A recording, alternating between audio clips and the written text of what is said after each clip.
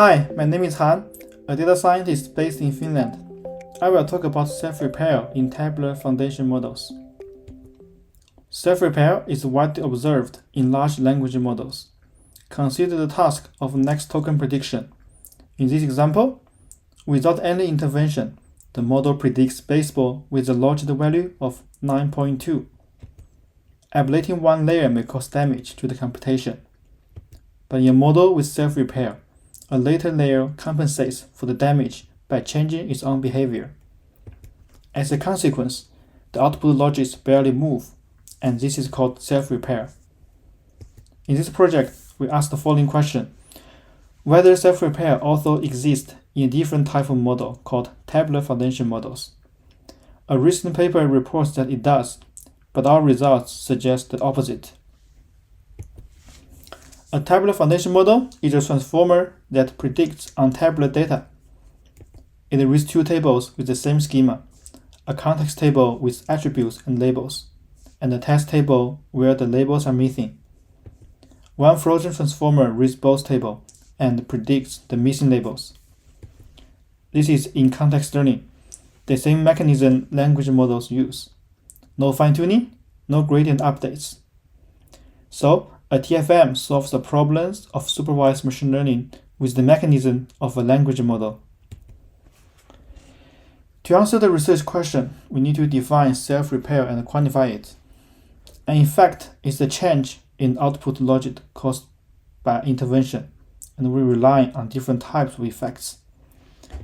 We first run the clean run with no intervention and save the activations for later use. Next, we ablate layer A and let everything downstream react freely. This gives the total effect, and this is what a plane ablation measures. And if instead, we hold the downstream at its clean values, only the A to Y path carries the intervention, then we get the direct effect. The gap between the two effects is the compensation effect. How much damage downstream layers compensate.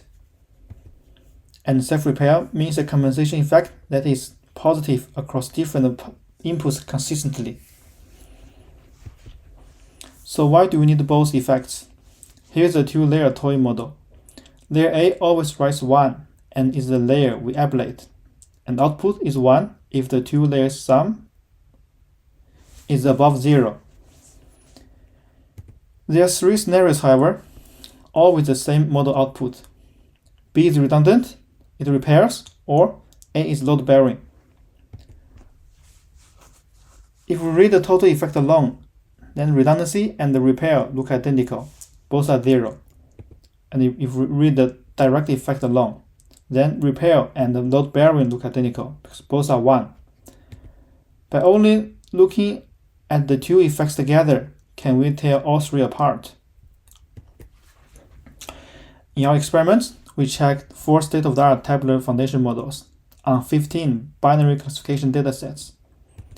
We ablate one layer at a time for all the layers. The total effect is easy. Rerun the forward path and let the downstream react. The direct effect uses a technique called path patching. Here's our main finding. The evidence for self-repair is weak in tabular foundation models. For reference, we first show the language model case, where the evidence is strong. Each dot is a layer input pair, and the x and y axes are direct effect and total effect.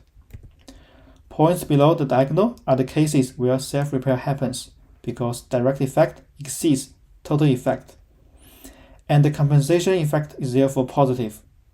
For the language model under study, this happens consistently. Now we measure the same on a tabular foundation model. The region below the diagonal is almost empty, which says self-repair is rare. We show one model here. The other models look very similar. So what does our result mean? Self-repair does not look like a serious concern in tabular foundation models, so ablation can be used as it is. A layer that reads as unimportant is indeed unimportant. However, our analysis covers 4 models and 15 datasets only. A general claim needs more evidence. If you want to know more, please check out the full article. Thanks for watching this video.